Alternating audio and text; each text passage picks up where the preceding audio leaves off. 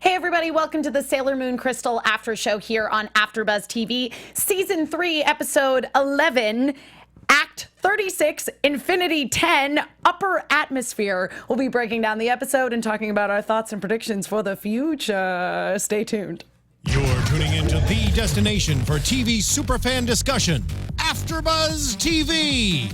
And now, let the buzz begin. Yes.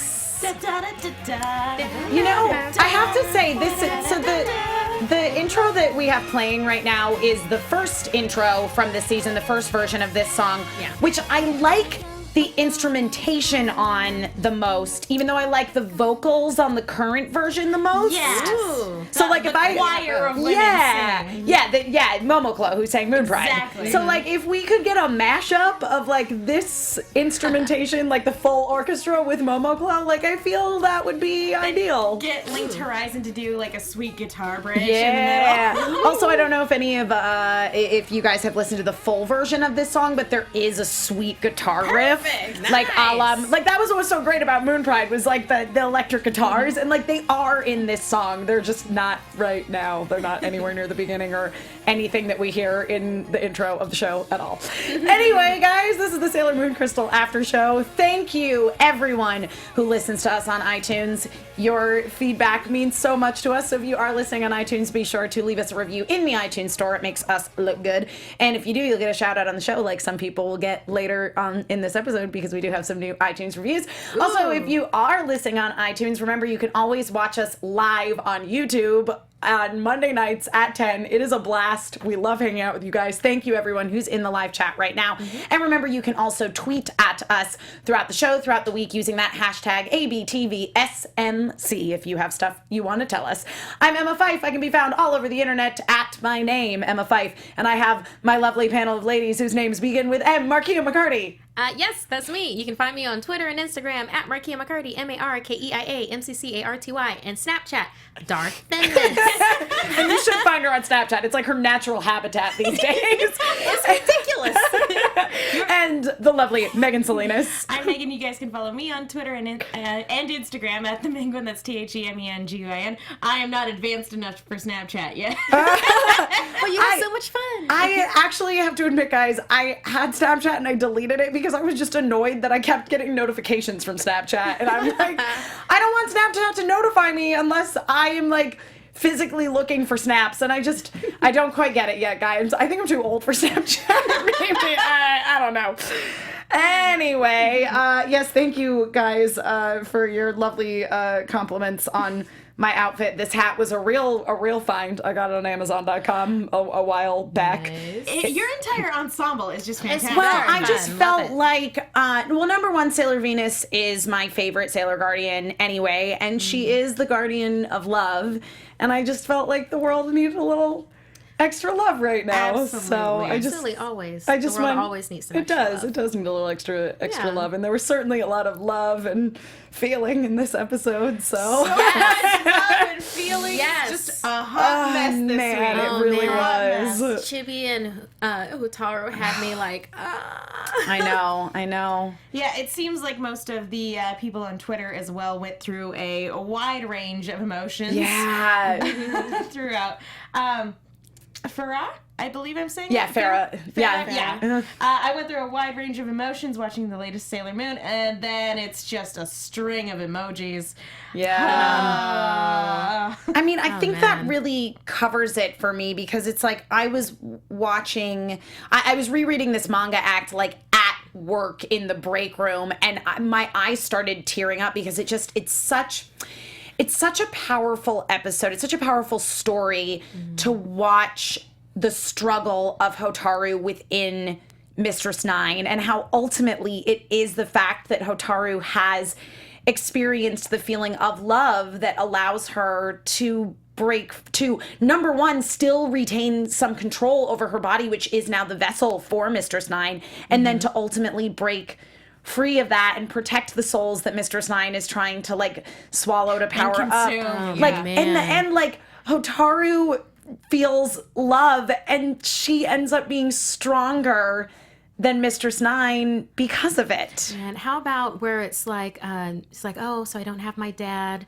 and then he like fades off, and it's like I just have me, and it's like I don't oh my have anything. God, she's she just has her. She just has her, but she is still a Sailor Guardian, even though she doesn't know it yet. Right, We know right. it. But And we know it. she's sensing this power within her. because of So that, funny, it too, reaches because she feels out. compelled to like protect them, even though she doesn't know she's a Sailor She Guardian doesn't. yet. And she hasn't doesn't been really know awakened. them. She Yeah. doesn't really know them. She's Let's be met honest. them, and she knows that they're Chibi. Chibiusa's friends. Yeah. And so she's like, okay, I should help these people who Yeah. are, Yeah. you know. That, She basically sacrificed the last bit of strength that she had because she's a floating soul to save all of is their incorporeal souls at to this point. have that moment with Chibiusa. I know. Where it's just like, I know. oh man, it's like, yeah, I love you too. I know. I love you too.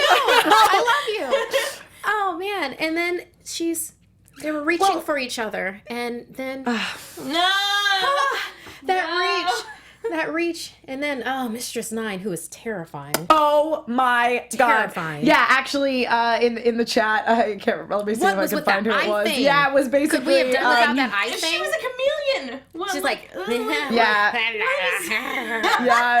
spines up my back. I mean, granted, there were a few kind of questionable animation moments where I was looking at like Sailor Moon's eyes and going, that doesn't look quite right either, but it's not going every which way. Yes.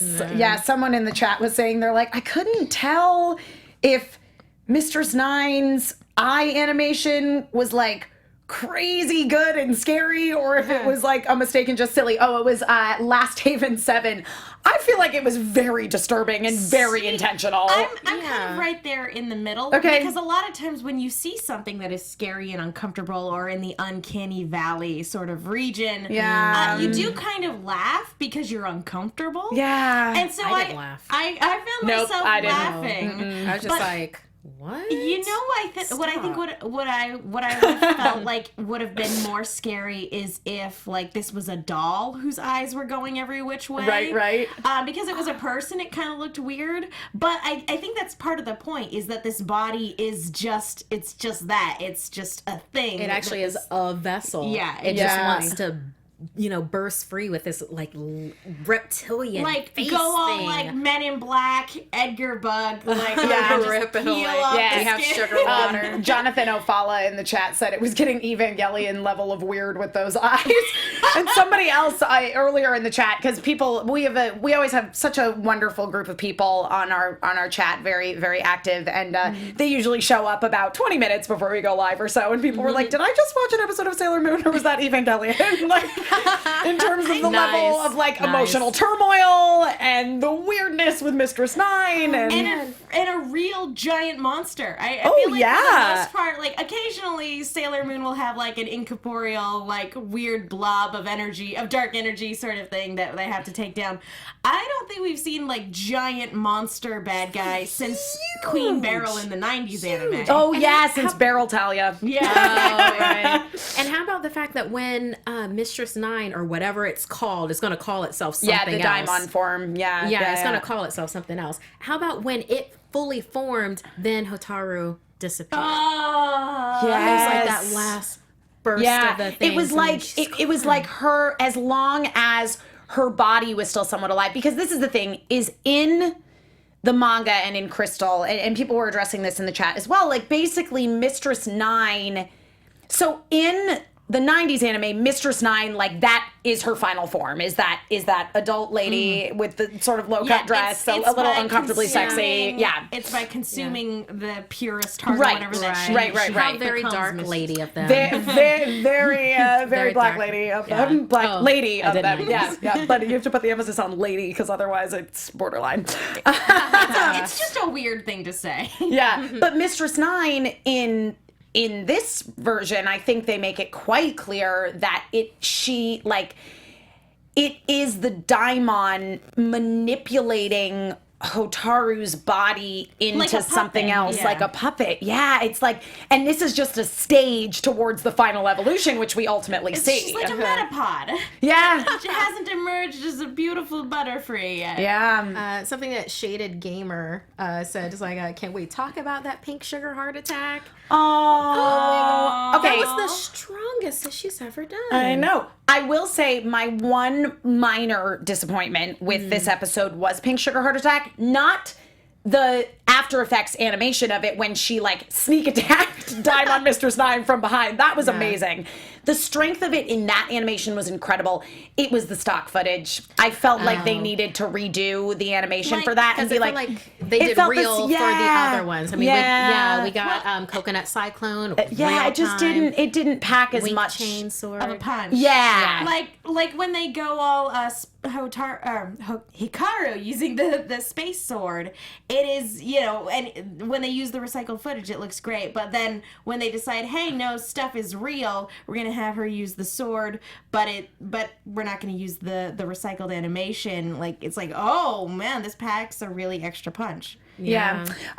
Emily asks why, or Emily, lots of Y's and L's and things in the chat, asks, how does the attack, meaning Pink Sugar Heart Attack, work on Tellu? Not work on Tellu, but it works on Mistress 9. It's because Chibiusa leveled up, guys. Come on. She definitely did. Even before ultimately transforming into Super Sailor Chibi Moon, which she did in this episode, which was amazing.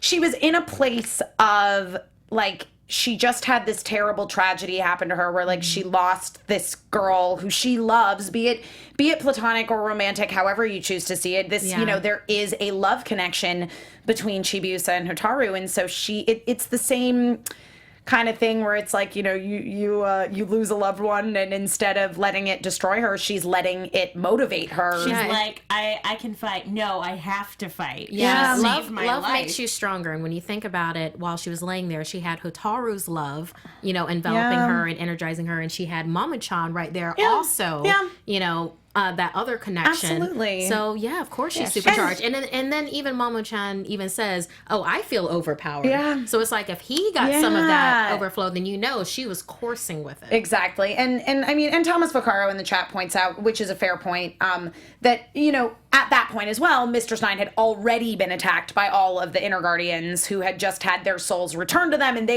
I just feel like Hotaru powered everybody up, because this is the thing, is, like I said, it is about this little girl, this soul that is trapped inside of a body that she already wasn't completely in control of because she was a cyborg. So she never really even felt at home in that body. Skin, when you think about it, like practically all her life has been other people doing things to her. Yes. Like her father, Professor Toma. He's dead now. It's fine. I know, such a bad guy. Yeah. Like him, like everything that he was doing, Pharaoh 90, Master Pharaoh 90, her being vesselized, and then on top of that you have Mistress 9 bursting forth. It's like she hasn't been able to even be herself. Right, totally. And so everyone's just seen her as a tool. And yet she still sacrificed. Yeah. She still sacrificed for these people that were, they were Chibiusa's Exactly. friends. And finally in this episode, she realizes that she is an individual and she does have her own power because she feels love, and that's what makes Hotaru so powerful here. And Omar in the chat says agrees with us that everybody was like powered up by Hotaru, particularly Chibiusa, which made Pink Sugar Heart Attack so much more powerful. Not only Chibiusa's own emotional response, but physically being empowered by Hotaru's soul, who finally was able to like claim being herself and not just being manipulated by people, and it was just so freaking powerful in this episode to watch her struggling inside of Mistress 9, and every time Mistress 9 tried to, to transform into the full Daimon version, she's like, absolutely not. You do not get to use the power of the Silver Crystal. I am going to protect this. She stole it. She got it away from her. It's true. Mistress 9 swallowed it, incorporated it into the body, and Hotaru's like, no, I don't think so. Dibs. This soul and this crystal are coming with me. Guess what? These 4 souls too. Bye. bye. Yeah, well, exactly, because Mistress Nine's response when she couldn't transform because Chibiusa was protecting the soul, Hotaru was protecting the soul of Chibiusa and the Silver Crystal, her response was, well, I'm just gonna take the souls from all the Inner Guardians who are like passed out on this top of the building over here. Like, look at that, free souls! Free souls, they're mine now. And then Hotaru's like, nope. Just save one, get the other 4. Yeah. Okay, got it. Yeah, and then when she like, and basically when she's like, I will never let you be in control. You will never defeat me. It's so good. Yeah. But then she had to, disengage from her own body just to be able to save everybody else. Yeah. And then how about Junkie Mistress 9 or Daimon Mistress 9, where as soon as she Kaiju Mistress 9? Kaiju Mistress 9? like that. But when she realized that Sailor Moon had, legendary silver crystal, she was like, oh, I need it. I need it. So true. I see it. Like, oh, That is that so was true. horrifying. It's like, no. She was like, no. I need this to live. Yeah. No, first of all, I'm all about the inner battle trope of like when somebody's body has been taken over and it's that inner conflict. I love absolutely. And I love seeing different ways that that's played up and seeing different ways that artists and filmmakers and television makers can play around with that particular trope. And the thing about this whole episode, not just that trope, is that we joke all the time on this show about the power of love and it saves the day and the power of love. Nobody dies because of wibbly wobbly, timey wimey, and love. But like, that does not in any way detract from like how moving and wonderful this episode was and how fulfilling this particular character arc was. Yeah, and and on top of that, I think that another thing that I really appreciate about the manga and about Sailor Moon Crystal is the fact that what is fueling Hotaru's battle, what she acknowledges in this episode is this love that she's feeling for Chibiusa. So that in that moment where she's saying, my dad is gone, I have nothing left, what am I fighting for? And she realizes that it's her love for Chibiusa that's keeping her going, because at the end of the day, like, her dad was not a good person. You know what I mean? He wasn't. No. He was a horrible man. Yeah. He wasn't. And I like that Sailor Moon is not afraid to go, you know what? Sometimes there are like bad and negligent parents, but just because your family isn't fulfilling the love that you should be getting as a human doesn't mean that you don't deserve love and that you can't branch out and find it elsewhere, because ultimately it's like Sailor Moon, the whole story is about the love between all of these women. Yeah. And, some of it's romantic, some of it's platonic. Yeah, they are a family. Yeah. It is. They have this intricate, expansive past, but also they choose to be a part of each other, to be in each other's lives. Even the outer Senshi, which, by the way, like this entire time, they're holding that barrier. Yeah. Like, oh my goodness. Hardcore. Otherwise, the entire planet would have gotten engulfed in like weird purpley goo stuff to be terraformed. That was weird. Yeah, Master Pharaoh. I don't want to gook. Jack. Master Pharaoh. Jack. Omar in the chat says, OMG, when Hotaru said to Chibiusa, I love you, I almost cracked and broke down. Omar, to you, I say, I was already sobbing, and it was like a moment of like, I was already crying, and I was like, it was guys, I'm glad nobody was with me when I was watching this, because it was like Claire Danes ugly crying, like, it was...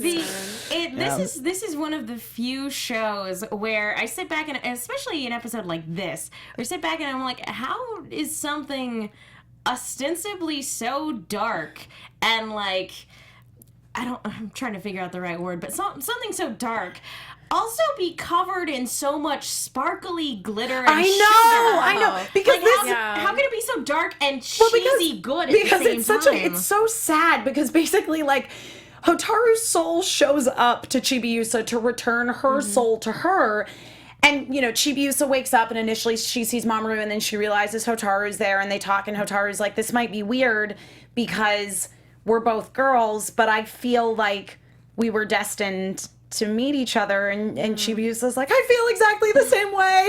And then the reach. I know, in the reach, exactly. But then, like, to go with sparkly Yeah. pink glitter, then, like, I think the next scene, you've got Luna with her little paws. Oh, she's typing. Little pawsies. And she's like, I've got this computer. I'm typing. Yeah. I'm helping. Got It's little so cat cute. pawsies on a computer. Yeah. It's like keyboard cat. It's like, why are only you with trying a to break me? computer. Why are you trying to break me, Sailor Moon? Yeah. Yeah, it's just, again, and it ends with them being like, with Chibiusa being like, oh, if, like, Hotaru was destined to, like, have her be robbed of her body and return my soul to me. Like, this was destiny. This sucks. You know? Yeah, I mean, the worst. this sucks big time I for know. Sailor Saturn. I mean, I know. everybody has their tragic stuff. I mean, Sailor Pluto, oh my, standing at the door of time for all time and you're a secret. Even but it's when like, ostensibly you being there does nobody any good, like you're still dedicated to your station. I still want to see, like, if there's, I think I brought it up before, fan fiction with Sailor Pluto and her adventures. If anybody knows anything with that, send me the link. Yeah, I'm very interested. You know what? I'll write it myself. Yeah. She but just yeah. hops into a blue box and goes off and has Yes, she adventures. does. But yeah, with Sailor Saturn, she just got the short straw. She did. She had the short straw of everything. I mean, the outer senshi want to kill her. Yeah. I mean, she isn't in control of her own body.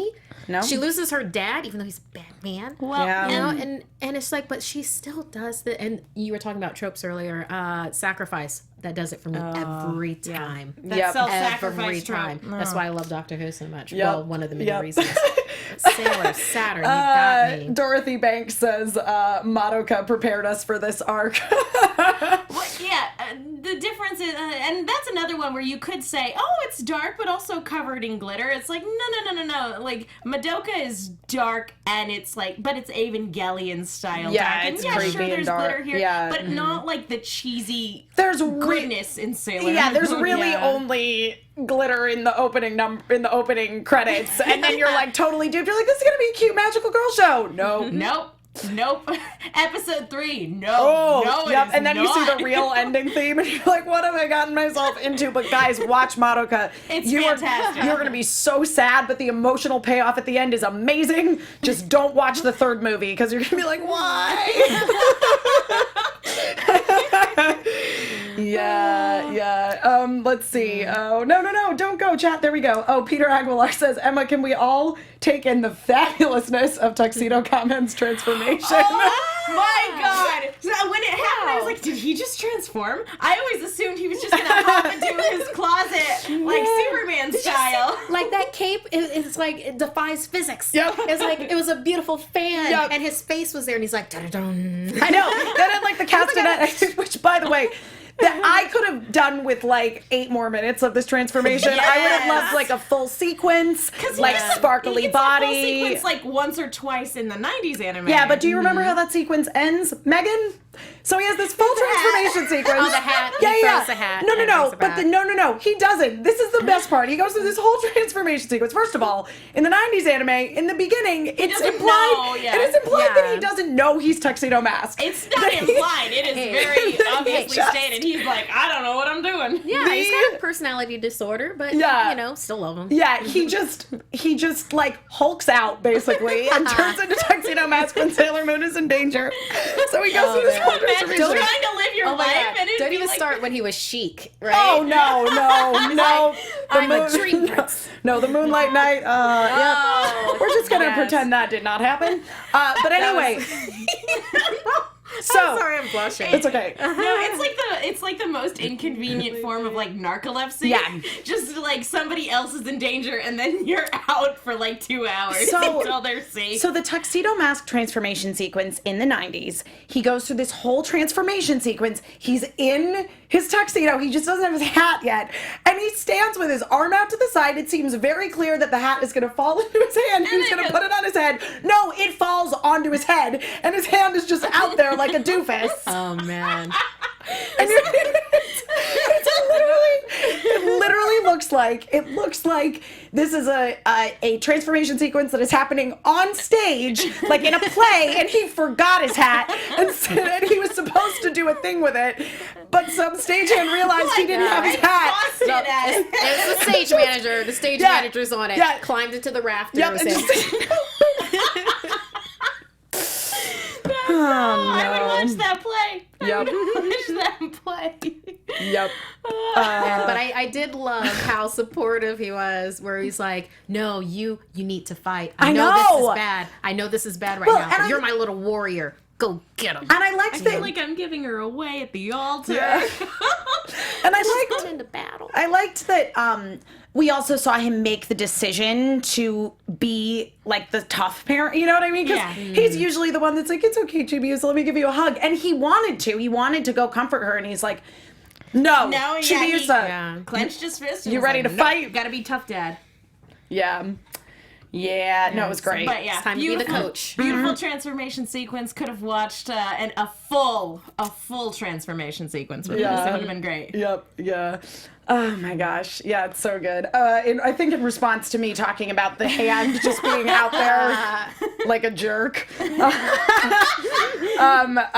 Harukaru in the chat says, Emma, Tani threw her mask though. That was in... So in the Sailor Moon, the new ones, the Takarazuka alumni ones where all the cast members are women, the woman who plays Tuxedo Mask, Yuka Yamato, also known as Tani, she doesn't, she wears a mask when she comes on stage and then just throws it. That sounds lovely. Yeah, because you don't want to hide that beautiful face. It's like, you know who I am, and let's do this. Secret identity, what's that? But I did like too that right after, like in that moment, Chibiusa had a real moment of strength where she was like, "I'm ready to fight. I'm not going to cry anymore. Hotaru gave her life for me, and I can't let that be in vain." And then when they show up to the battle, first of all, Chibiusa does a great job with Pink Sugar Heart Attack, as we previously discussed. Yeah. But I love that Mamoru got super 90s, where he basically was like, "Believe in yourself, Sailor Moon."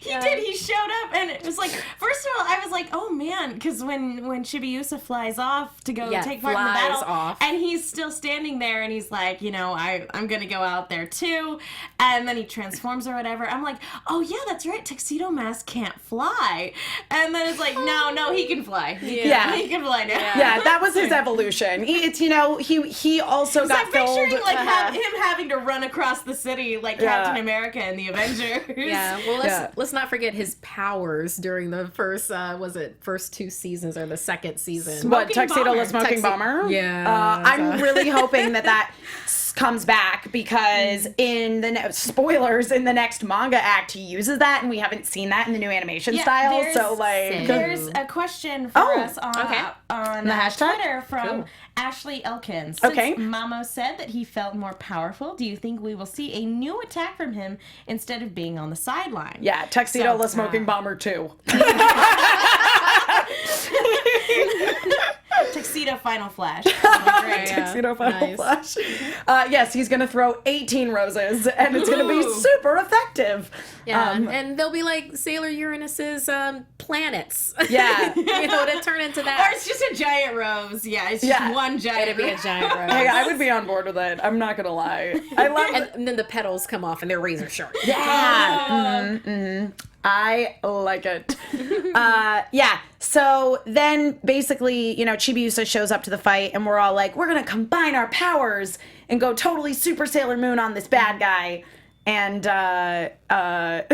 somebody brought up the scene of so basically the Outer Guardians throughout all of this have essentially used their talismans to create a barrier to prevent the Omega Zone from expanding, because as we find out from Crazy Mistress 9 as she's going through her body horror transformations. Yeah, her David Cronenberg-esque transformation. Basically, we find out that Pharaoh 90, his plan isn't to conquer the Earth. It is to become the he's gonna wear the Earth as a skin and then continue to conquer more planets. Yeah, it's like from second home planet to this would be me. Yeah. You know, this is me now. Which I have to say, I'm guessing the barrier had to go into the Earth too, because wouldn't he just like prison break that mess? Yeah, and no, tunnel I feel right I underneath? feel like the talismans can barrier their way down to the core of the Earth. I was gonna say something, but it's about future stuff that we'll find out in the dream arc. He just can't make it through concrete. Yeah, you know Maybe what? that's It's what just it one of is. those things. Like, he can make it through like space and time. That's no problem for him. But like concrete, Jeez, haven't run into this before. concrete and asphalt never only exists on the Earth, and he's like, I don't know what to do with this. There's so much of the Earth I can't touch. Yeah. This is awful. Yeah.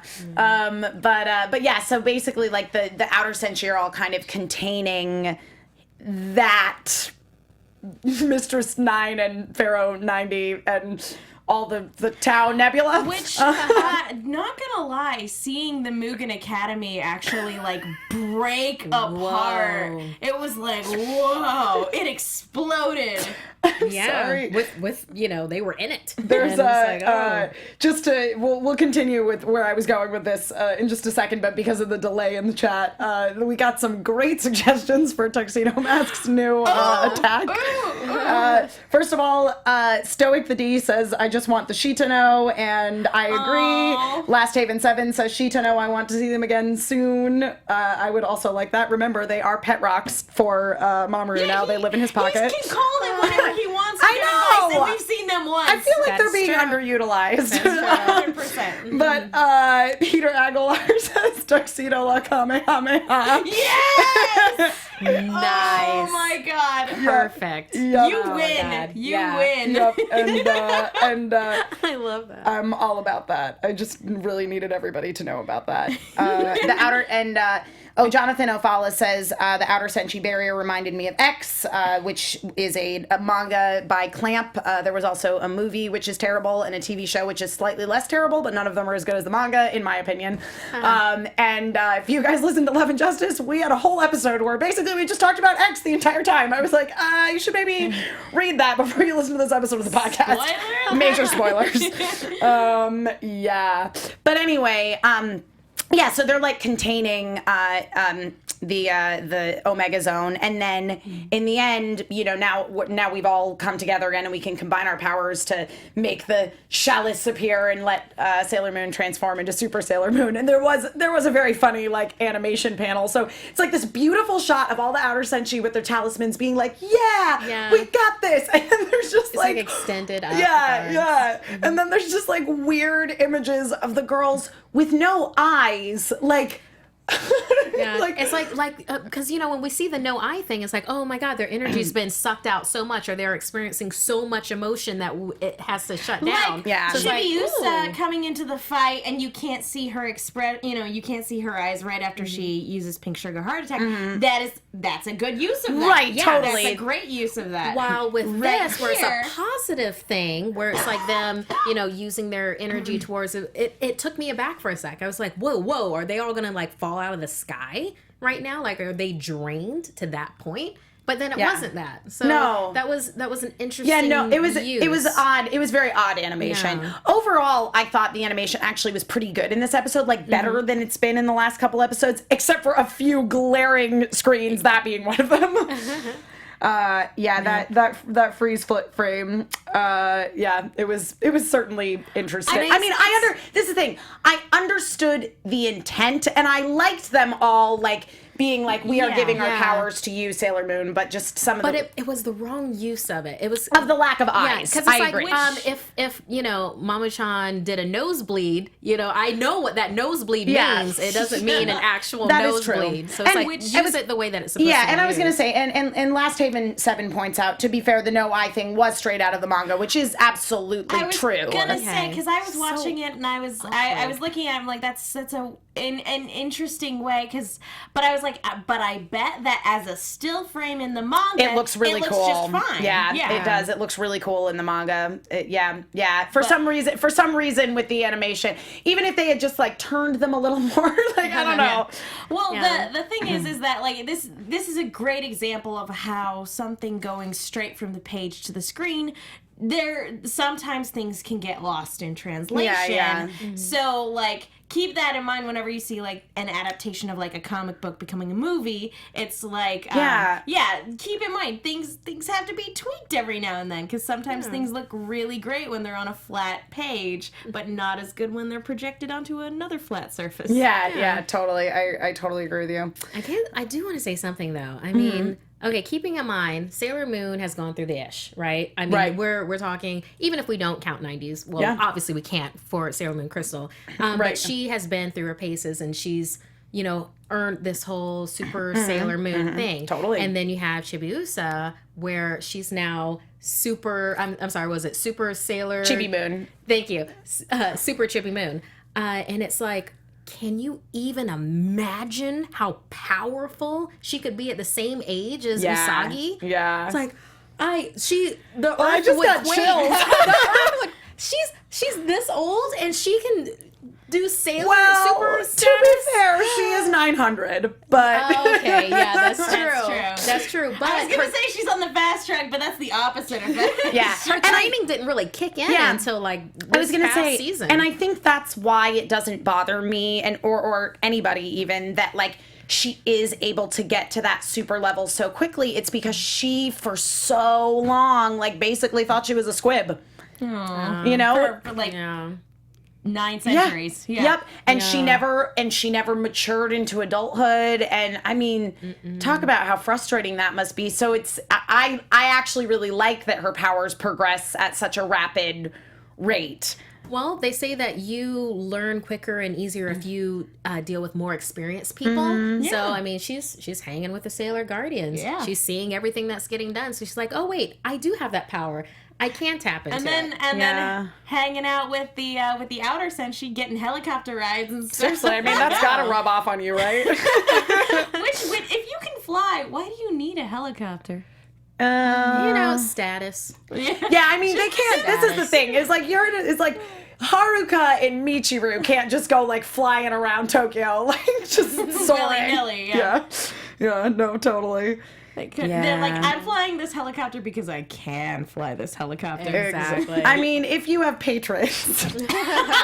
Oh, yeah, those patrons. Does anybody, whenever, to get back to Super Chibi Moon, anytime, like, the two legendary silver crystals arise together, or, like, in this particular case, the two holy grails, I was like, if they touch, is that gonna, like, implode Is this the gonna, universe? is this gonna be, like, a time cop thing? Where it's like, they're just gonna... I remember Prince Demand in the future, he was like, I'm gonna touch these two silver crystals together, and they're like, gonna explode everything. You're right, Megan. Yeah.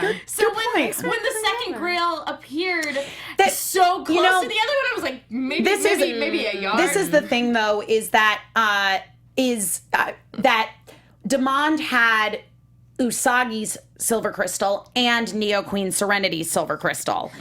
Okay, so Chibiusa's is separate. Same. Yeah, it was the same Chibiusa's is her own silver crystal generated by her own soul that runs on the power of her heart. So she is rolling in she's terrifying how powerful she is. Yeah, I'm so glad she's a good guy. Yeah, no, totally. Yeah. So yeah, it ends with the two of them being supers, and they're gonna combine their powers and save the day. Yep, and everything will be happy forever. Yep, but this is Sailor Moon, so yeah, and there is no ice cream show. Yeah, no, and there's a couple more episodes, so yeah. About how many more do we get for this season? Is there like maybe 2 more episodes? More. Okay, Yeah. I was gonna say we're near the end. Oh, I know. So sad. So sad. Anyway, and then Unicorn Dream Prince. I'm kidding. Well, I'm kidding. I mean, yes, but Yes.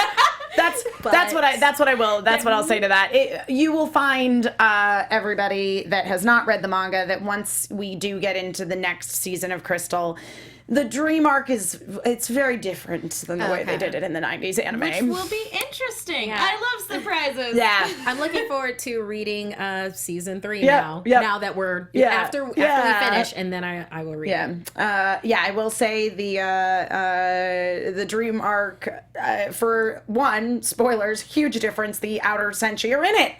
Hooray! Yeah. Hooray! Like that. So anyway, let's roll into some quick predictions before we start to wind things down here, shall we? And now, your AfterBuzz TV predictions. This light show is just the best. I know, it's great. See, this is good with the green because like we're under threat of alien invasion always in Sailor Moon, so it's like really Well, appropriate. and the spooky music. There's a ghost in this episode. It's fine. Yeah. Okay, so I feel I don't want to sound too much like a broken record, but I think next week is the week we're finally gonna get Sailor Saturn. Oh, gee, you think? Oh, I feel bad because I said that last week. And Yeah, we didn't get it yet. Yeah, but no. we will. We know that we will. Because it's in the intro. And Yeah, it's because true. she's Sailor Saturn. That's true. Yeah. So, I agree with you. I think the next one's going to be Sailor Saturn, but at the very end. I think we're going to get some really good battle sequences. I think maybe we'll get, a hurt tuxedo mask. We haven't had that in a while. I know. Or a brainwashed tuxedo mask. Not again. I think he's gonna hit. I think he's gonna take a couple of hits for them. He's gonna do that. I think we might get some barrier broken. I'm gonna say that for the next one. So a lot of danger, and then Sailor Saturn. Yeah, because a lot of dark stuff in this episode, but I think the climax of this particular arc in the 90s anime was maybe the darkest thing Sailor Moon has ever done. I mean, definitely this was one of the first times that, because I've been rewatching the 90s anime as well, that I feel like they really embraced the very kind of dark storytelling of the manga. I mean, even though in the freaking first story arc in the 90s anime, they killed off all of the inner guardians, and yet somehow that wasn't like as dark and traumatizing as the stuff that's happening in this season, when really only at this point, like, Mistress Nine and by association Hotaru has died. And Professor Tomoe. Well, Professor Tomoe. Well, He's a bad he guy. seems maybe just unconscious at this point in the 90s anime. It's funny. Yeah, he's still alive. That's right, because baby Hotaru. But yeah, and then this one, it seems a lot more focused on like the body horror aspect of things, which is super dark. But the other one, it like the interpersonal drama, like there was just a lot more yelling and crying and people getting really severely beaten. It was very, very dark. And so seeing this episode, I'm like, okay, we're getting to that point, but it's too early for things to just be done and resolved. So we've got a little bit of a trek to go, guys. Oh, and I want some more sacrifice. I want Mitsuru. You are gonna not be disappointed with the end of this. to take a Haven't hit. they taken To take a enough hit from for us? Haruka. I've already had to watch I want her Pluto to take die. I don't want to have to watch Pluto die again. No, I'm saying Sailor Neptune. Oh, no. Listen, guys. She's gonna. All I'm saying is that, like, being besties with Chibiusa is very hazardous to your health. Because, like Sailor Pluto died last time. Sailor It's a big target. Yeah, Hotaru just bit the dust. Yeah, definitely not. Oh, Shaded Gamer says no more sacrifice. Opposite of that. And of course, everybody's wanting there to be a transformation sequence for Sailor Saturn. I don't know that I don't think that's appropriate. I was going to say, I don't right know here. that it will make sense in this season, but I certainly hope in the event, and I assume we are, in fact, getting the Dream Arc, though I don't think it's 100% confirmed, and if it is, we certainly don't know exactly when we're going to be getting that storyline. It would make sense to have her transformation sequence in there. I don't know that it makes sense in here. Yeah. I don't care if it doesn't make sense. We need it. Here's my thing. We need it. I certainly won't be disappointed if it happens. I also won't be disappointed if it doesn't happen, because I am confident that it will happen down the line. I think it would be out of place here and borderline inappropriate given the darker nature of this particular arc. Sure. But again, further on down the line, if we happen to get it, sign me up, because these transformation sequences are fantastic. They really are. I think we're going to get it because we need it, because it is the only thing that will take out Well, you know, the only thing that take out Master Pharaoh 90, and I was about to say Mistress 9, if there was Mistress some 90. way, Mistress 90. I think that's the only thing that's going to stop this force that can actually envelop planets. Yeah. We need Sailor Saturn. Well, she's coming for sure. We know that she's going to be there, but like in terms of the transformation sequence itself, like being all, you know, Right, Saturn that's what I'm power saying. Like, makeup. like that Saturn would feel real out of place. I agree with you, Megan. Well, she won't say Moon Crisis. Well, she won't say Moon Crisis anyway. Right, she won't Yeah. shout out her transformation, No, but we might see her. We'll see her like We'll see. bathed I in do love light, that and sight this happens, though. That sight though. and then like it's so no great. eyes. Oh. Oh, it's gonna be great. Yes. So we have 2 new iTunes reviews. Actually, technically, we have 3 new iTunes reviews, but one of them is a double post from someone, and it's entitled "Shout Out to Emma." So, like, I'm fine with it. But first, we have "I'd Be Lost Without This Show" by Ash McElk. I've been going back and forth, binge watching Sailor Moon Crystal, then this after show, and I'm finally caught up now. I am looking forward to being able to watch the next show live. Yay! I would be totally confused on a few things without this show. I love that y'all clarify what happened in Sailor Moon Crystal, and y'all are always fun and entertaining to watch. And then the other one is shout out to Emma from Pink A. 5 stars. They're all 5 stars. I have loved Sailor Moon since 1995, and watching your show is as if I'm with a group of friends just chatting about the Senshi world. It's like it's an everyday thing. I am your new loyal fan. Emma, girl, thank you so much for admitting that you shed tears watching PGSM, the live action series. I absolutely love that show and still cry when I watch it. Seriously, I ugly cry when the girls shout, "See you again" at the end. Love it. I feel you. I feel you, Pink A. I have a lot of feelings about PGSM, and it's a really great show, and a lot of feelings about Sailor Moon in general. And I just want to say that this episode, which was so much about a little girl discovering how powerful she was when she realized that she felt love, is just such an important message, and especially because it is certainly implied that it is a romantic love for Chibiusa. It just felt like this was the episode we needed at this time that we're going through in the States right now. I'm sure many of you heard about the tragic shooting that happened at Pulse in Orlando, which is a gay club, which, Kia, you've actually been there before. Yeah, Orlando is my hometown. Yeah, and so Sailor Moon it's so, like, the world would just be a better place if everyone kind of was more like Usagi, because ultimately, you know, the character of Sailor Moon is her power is literally love. She is powerful because she is compassionate and she is kind. And ultimately, especially in this season where it is a lot about the conflict between sort of the ideals of Usagi and that the inner guardians have all come to learn through her versus the outer guardians who, you know, initially set out wanting to kill a child because they see that as the only way to prevent history from repeating itself. And ultimately, they don't kill her, and they hesitate in that scene when they're outside in the bushes spying on her because Usagi's attitude of, like, compassion and love and just trusting in the goodness of people and trusting that people, even if they aren't good, can change, like, that affects them and that affects everybody. And I just really think that the world would be better if we all just kind of subscribe to the religion of Neo Queen Serenity. You know, eventually we do. Eventually we have to for that to happen. Yeah, exactly. So everybody gets a little more Usagi in their lives. Yeah. Well, you're absolutely right though. This was the episode we needed after this weekend. Yeah. And if there's anything we need to be reminded of after something like this, it's that love will always conquer. That's what Sailor Moon is about. It's about the power of many people loving together, coming together to empower this ultimate being of love and compassion to save the universe. I'm getting choked up, guys. Yep. Yeah. So, Yeah.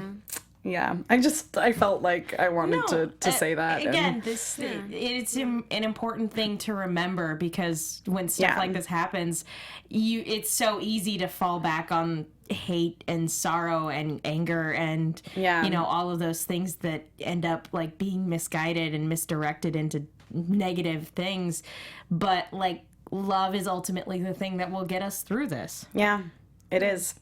So, yep, there's many ways that you can help out with Orlando. I think there's a GoFundMe right now specifically for Pulse, the nightclub that the shooting happened at. So I certainly intend to donate some money to that. And I know this sort of like in regards to somewhat relevant to this show, so Todd Haberkorn, who's the voice of Jedi in the Viz dub of Sailor Moon, just launched his website. And for the week, he's basically donating all proceeds from any merch and stuff that he sells on there to some sort of relief for Orlando. So basically there's good people in the world, and there's lots of ways that you can help out, and you should do that. We should all just love each other and support each other, and that's how I'm going to end this episode. Be excellent to each other. Be excellent to each other, exactly. Be excellent to each other. So, yes, guys, thank you so much for watching and listening to my little love rant there. Megan Salinas, where can people find you on the internet? You guys can follow me on Twitter and Instagram at TheMenguin. That's TheMenguin. I'm also on a bunch of shows here at AfterBuzz, and I write articles for The Movie Chick. That's Chick with 2 Ks. Be sure to check those out. I did a review for The Conjuring 2, so if you're pondering about whether or not to go see that, go check that out. Markeia McCarty. You can find me on Instagram and Twitter at Markeia McCarty, MarkeiaMcCarty. Also on Snapchat, Darth Thin Mints, like Vader, and Brownie Scout cookies. And then if you enjoy live comedy, on the 18th of this month, I have my monthly show with Essence Improv. We are black females doing comedy at Improv Studio. It's $5 and it's in Hollywood. I'll put it on my Twitter. It's so good, guys. It's so fun. Megan's been so many times. And then also tomorrow I'll be with Big Yellow Taxi, which is Taxi Cab Confessions meets Improv at the Pack Theater, which is a free show. Pay what you can. That'd be tomorrow, 8 p.m. in Hollywood. And I'm Emma Fyffe. I can be found all over the internet, wherever Emma Fyffes are sold, at Emma Fyffe, my name. You can also, of course, find me on my other Sailor Moon podcast, Love and Justice, a serious Sailor Moon podcast. If you look up Sailor Moon in the podcast section of the iTunes store, we swap back and forth, this show and our show being the number 2 result. Sailor Talk, you haven't been active in many years. Also, if any of you guys are in the Las Vegas area, come see me this weekend at Amazing Las Vegas Comic Con. I will be there with Lola and Kelby. We'll be doing a panel, and I'll be doing all kinds of panels and just generally running around like a crazy person trying to make programming run smoothly. Thank you again so much to everybody for joining us. Remember, you can always use that hashtag ABTVSMC to talk to us throughout the week, and we will be back next week. Bye, guys. Bye. From executive producers Maria Menounos, Kevin Undergaro, Phil Svitek, and the entire AfterBuzz TV staff, we would like to thank you for listening to the AfterBuzz TV network. To watch or listen to other after shows and post comments or questions, be sure to visit AfterBuzzTV.com. I'm Sir Richard Wentworth, and this has been a presentation of AfterBuzz TV. Love is love. The views expressed herein are those of the hosts only and do not necessarily reflect the views of AfterBuzz TV or its owners or principals.